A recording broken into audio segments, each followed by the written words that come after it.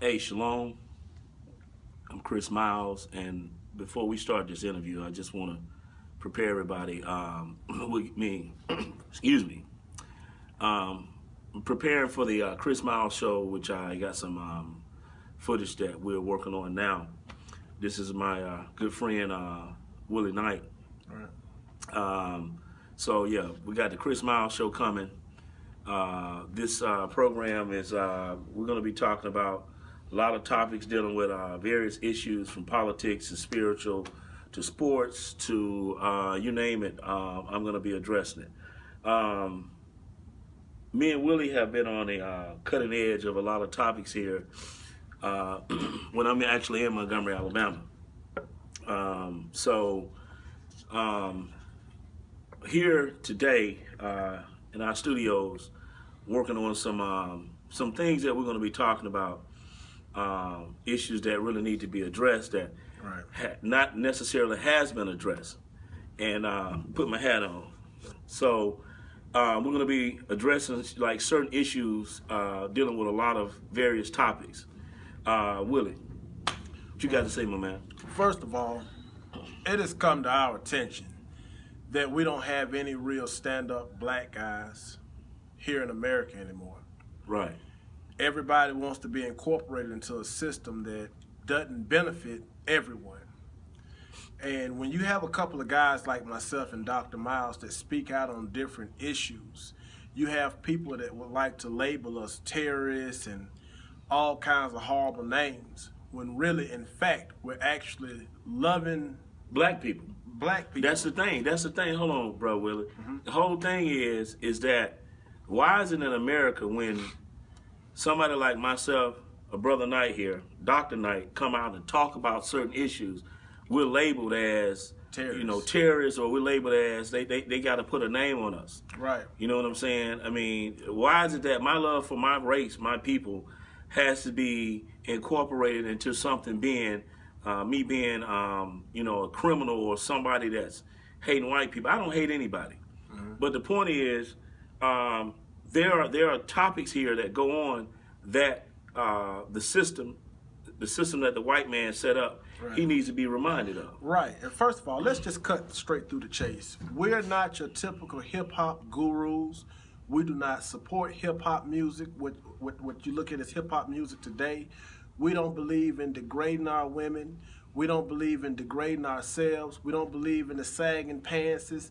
We're actually a couple of educated black men that just want what's right for our people. And the fact of the matter is, we're subjected to a system that is set up to keep us permanently oppressed.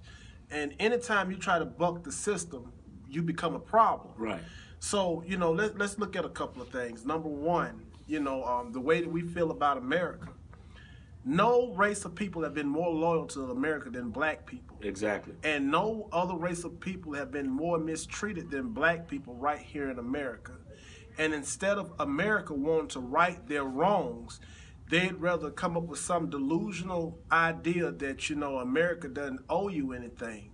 When really, let's look at that. A country that was built off the back of your ancestors. 400 years of Free labor. chattel slavery going forward. What it is. And chattel slavery going forward, black people have never been reparated. Matter of fact, I was just in D.C. Last month. I went up there as a counter to Al Sharpton and the march they had up to about Eric Gardner and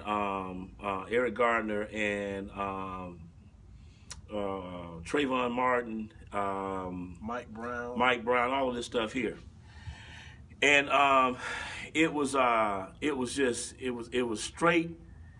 I won't say call it foolishness. I mean, some good things came out of it because we were able to go up there and interact with some of the people, some of the ones that was actually murdered by the police officer. Right. Now, this is the thing. Will and myself has a projective of this, that all of the countermeasures that from the civil rights movement going forward has not worked. First of all, I'm a Hebrew Israelite. Okay, so I follow the teachings that the Most High instructed us to do according to the scriptures. Now, That being said, the civil rights movement was a countenance of supposedly the stuff that was going on where the so-called white man, Esau, according to the Bible, was, hurting and killing and doing all of these unthinkable things to black people. That being said, Martin Luther King came along, and they came with this notion of, well, maybe we need to just assimilate and try to get along, After 400 years of trying to... Of getting our ass stomped and whooped. But this, hold on, Willie, this is the thing. What I want to say is this. It's a proven fact that assimilation has not worked. At all. It hasn't worked, okay? So, with assimilation not working, I mean, and we got certain political pundits out there that has this notion that, we need to keep marching and all this stuff, and the shit hasn't worked. So for what? That being what it is, my thing is, why don't we separate? Right. You know what I'm saying? I mean, I'm from Montgomery, Alabama. I'm from the city where all of this stuff came about, the civil rights movement, and the stuff pertaining to, the Montgomery bus boycott, the voting right act, all of this stuff originated from right here in Montgomery. Came from out of Montgomery, Alabama. Now, let's look at something that Chris said. I want to focus on something that Dr. King preached about, and this is where we have to be able to agree to disagree, and I know a lot of people are going to disagree with our stance. And we feel that the first thing that they did that was wrong was they begged their oppressors to be accepted. In the Bible, it tells you, the first commandment said, "Thou shalt have no other gods before me, for I am a jealous God." Right. Let's break that down. When you start begging somebody, at that point, you make an idol God out of them. It's just like a bunch of kids that can't get along. If you have kids that are out there on the playground and they can't get along, as adults, what we would do, we would separate the ones that have a problem from the other ones and allow them to keep playing. Right. So when Dr. Miles said that we need to separate, understand something. You have two sets of grown adults here in America that just can't get along.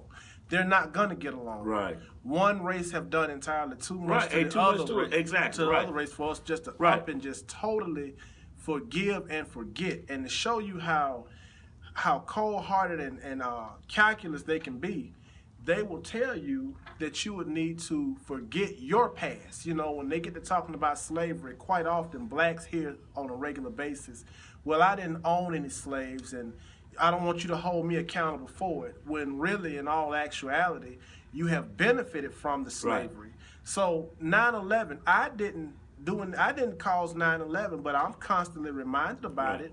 And if you go and you go on Maxwell Air Force Base and you tell the military to forget about 9/11, they're subject to shoot you in the head and call you a terrorist. Right. So let's look at things for what it really is. What happened back then, it still affects all black families now. And the other notion of that too, thanks for bringing that good info in. The scriptures are Isaiah, and I don't have my sword with me, but I am well equipped with the knowledge of the Most High to know that he wrote in the book of Isaiah, Isaiah 14:21, it says, "Prepare slaughter for his children, for the iniquities of their fathers." That's right. Now that's a direct quote that I'm quoting from the Bible. Mm-hmm. So what people have to understand is that when you have a seed, that seed is a direct descendant from you. Mm-hmm. And people don't even know that reincarnation is in the Bible. Right. Every fourth generation comes back into the earth. Right. So in actuality, they are responsible for it because we've all been here before. That's something that's not